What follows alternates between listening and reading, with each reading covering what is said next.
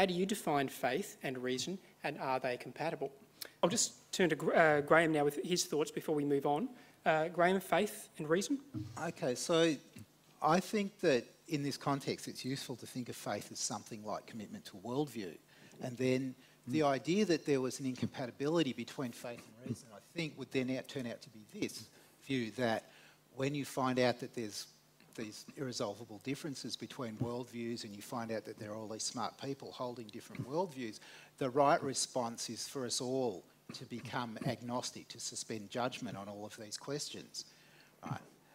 But I think that's just spineless. I can't see what's wrong with insisting on holding on to your worldview, even though you know that there are smarter people who disagree with you.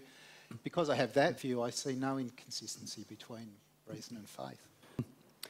Let's turn now to the question of theism and rationality. I'd like to hear Graham's thoughts on this, particularly as someone who's engaged with rational theists at the highest level. I'm thinking Plantinga and Swinburne and so forth. Graham, what are your thoughts on theism and rationality? Is it possible for theism to be rational? Well, I think my answer to this question should be sort of obvious from the things that I've already said tonight. So, yes, of course I think it's possible for theism to be rational. Of course I think that people like Alvin Plantinga and Richard Swinburne are rational in their religious believing and, perhaps more importantly from my point of view, in their engagement with philosophy of religion.